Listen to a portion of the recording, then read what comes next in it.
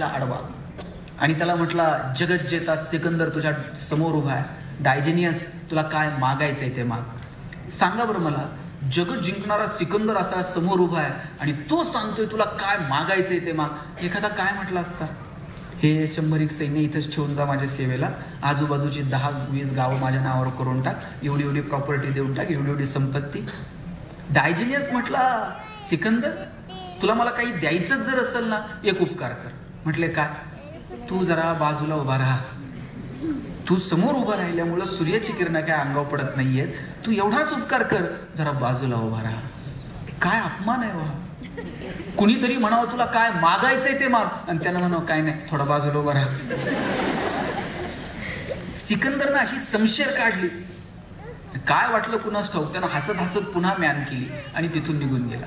सिकंदरच्या आजूबाजूच्या लोकांनी विचारलं, अहो त्यानं तुमचा एवढा अपमान केला आणि तुम्ही त्याला काहीच शिक्षा दिली नाही.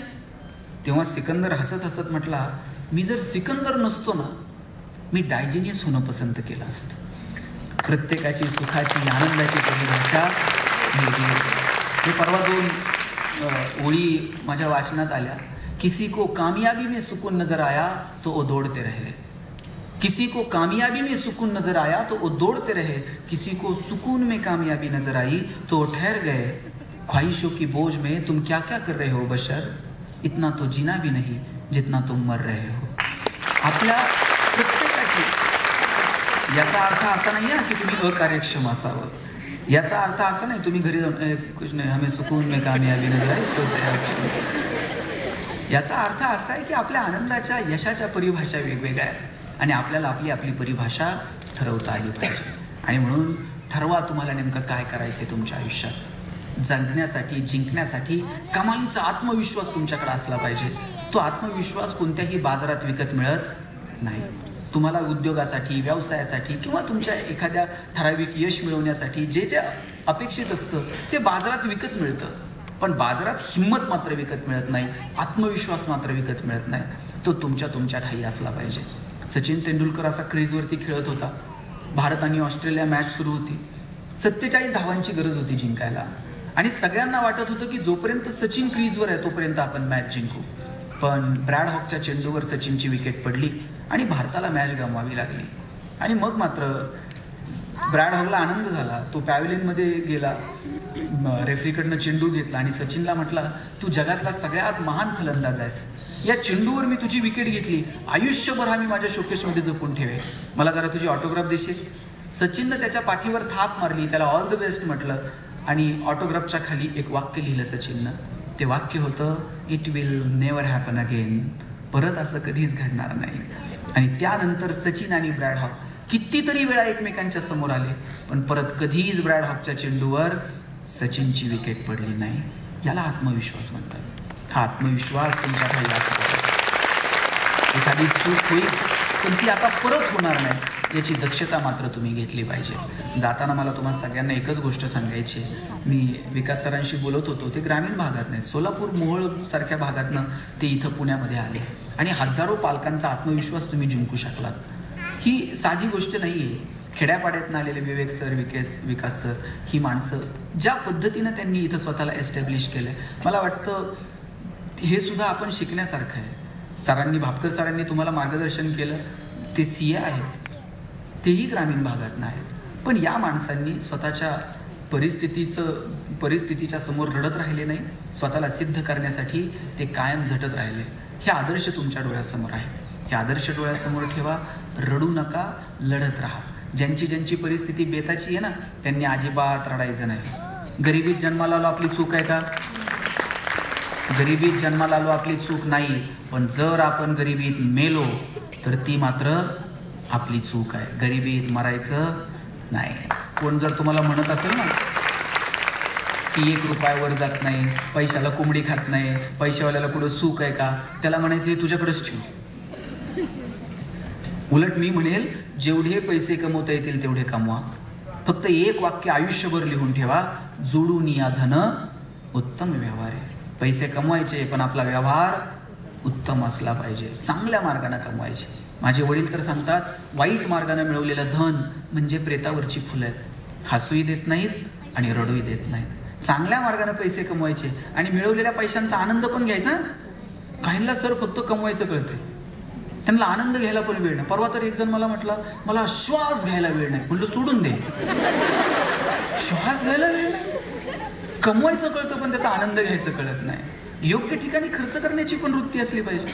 साहेब, आमच्याकडे एकाकडं सोन्याची वीट आहे आणि घरात पुरून ठेवली. दर रविवारी उठतंय, उकरतंय, हायका नाही बघताय, परत पुरून ठेवतंय, खर्च करत नाही. मागच्या रविवारी उठला, उकरलं, वीट गेली ना चोरीला. पोलीस स्टेशनला गेला, म्हणला माझी सोन्याची वीट चोरीला गेली. पोलीस म्हणले तुझ्याकडे बघून तर वाटत नाही तुझ्याकडे सोन्याची वीट असेल. हे म्हणतंय माझ्या पंजानं माझ्या आज्याला दिली ती, आज्यानं माझ्या वडिलांना दिली, वडिलांनी मग मला दिली. तू काय केलं? म्हणले मी काहीच नाही, मी पुरून ठेवली होती. दर रविवारी उठायचो, उकरायचो, हायका नाही बघायचो, परत पुरून ठेवायचं. पोलीस म्हणले एवढंच आहे ना, उद्या ये, वीट सापडून ठेव. दुसऱ्या दिवशी हे पोलीस स्टेशनला गेलं, पोलिसांनी याच्या हातात दगडाची वीट दिली. पोलिसांना हे म्हणते माझी सोन्याची होती आणि तुम्ही साहेब दगडाची देताय. पोलीस म्हणले सोन्याची असू नाही तर दगडाची, तुला काय फरक पडतो? तुला काय करायचंय? तुला जर पुरूनच ठेवायची आणि उकरूनच बघायची तर मग तिचा उपयोग तर काय? मस्त कमवा, कमवलेल्या गोष्टींचा योग्य ठिकाणी खर्च करायला शिका आणि मस्त आनंदात राहा. रडायचं नाही, मस्त आनंदी राहायला शिकायचं. मी ज्या घरात लहानाचा मोठा झालो, माझं घर पत्र्याचं होतं आणि आमचा पत्रा असा होता, नुसती अशी उडी मारली तर पत्र्याला हात लागायचा. मी वडिलांना विचारायचो, आईला विचारायचो, आई कॉलनीत सगळ्यांची घरं स्लॅबची, आपलं एकटंच पत्र्याचं का? ती म्हणायची तुझे वडील शिक्षक आहेत म्हणून घर पत्र्याचं. म्हणलं शासनाचा GR आहे का शिक्षकांनी स्लॅबची घरं बांधायची नाही? ती म्हणायची तू नशीबवान आहेस पत्र्याच्या घरात जन्माला आला. मी म्हणायचो का? ती म्हणायची बघ, घर गरम व्हायला लागलं का तुला कळतं उन्हाळा सुरू झालाय, घर गळायला लागलं का तुला कळतं पावसाळा सुरू झालाय. शेजारच्या स्लॅबच्या घरात उन्हाळा कळत नाही, पावसाळा कळत नाही. खास ऋतूंची ओळख व्हावी म्हणून भूगोल शिकवणाऱ्या तुझ्या बापानं असलं मॉडेल उभं केलं.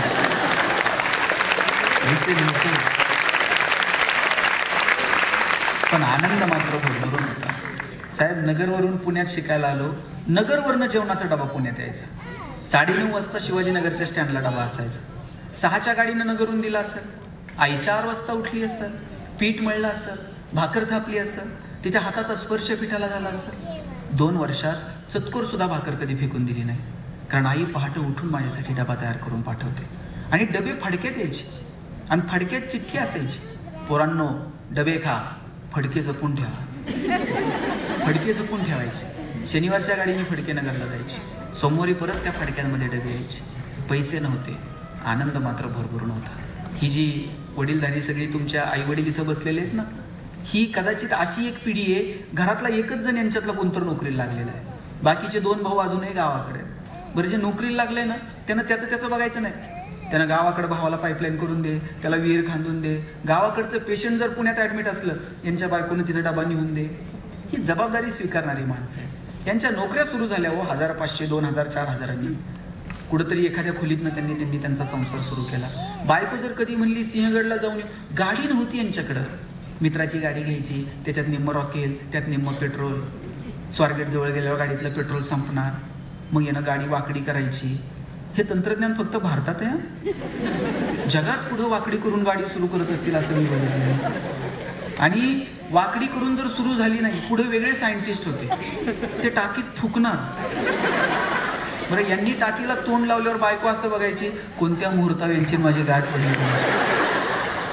अशात बायकोनं नुसता खांद्यावर हात ठेवू द्या बरं, कित्येकांच्या गाड्या बिना पेट्रोलच्या सिंहगडावर. आता AC गाड्यांमधून नवरा बायको फिरतात. बायको तिकडच्या खिडकीतनं तिकडे बघते, नवरा इकडच्या खिडकीतनं इकडे बघते. ड्रायव्हर मधल्या आरशातनं दोघांकडे बघत असतो. ते बोलत का? साधनं वाढत गेली, आनंद कुठे होरपळून गेला हे मात्र कळलं नाही. साधनांच्या मिळकतीसोबत आनंद सुद्धा वाढत जाईल याची काळजी माणूस म्हणून तुम्ही सगळ्यांनी घेतली पाहिजे. खूप चांगला अभ्यास करा. तुम्हाला मार्गदर्शन करणारी माणसं तुमच्या सोबत आहेत, तुमच्यावर प्रेम करणारे तुमचे पालक तुमच्या सोबत आहेत. याच्यापेक्षा दुसरी जमेची बाजू आयुष्यात नसते. म्हणून मस्त राहायचं, हसत राहायचं. मी आल्यापासून दोघं तिघं बघतोय, हसलेच नाही. ते हसं वाटलं तरी शेजारी बघणार, तू हसतोय का? ते हसत नाही तर मी का? हसायला काय पैसे लागतात? बरं, माणसालाच हसता येतं ताई, जनावरांना हसता येते का? तुम्ही शिनकूर करायला गोठ्यात गेलाय आणि एखाद्या म्हशीनं छान स्माईल दिली, असं झालं? म्हैस म्हणते का प्लीज वेलकम इन गोठा?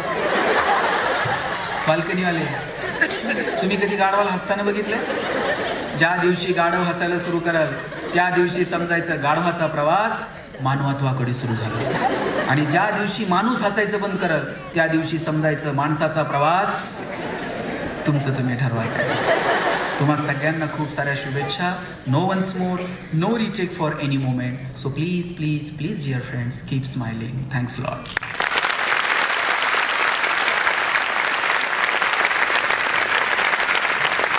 धन्यवाद सर. सरांनी अतिशय त्यांचे अनुभव आणि आपल्या दररोजच्या जीवनातील वेगवेगळे उदाहरणं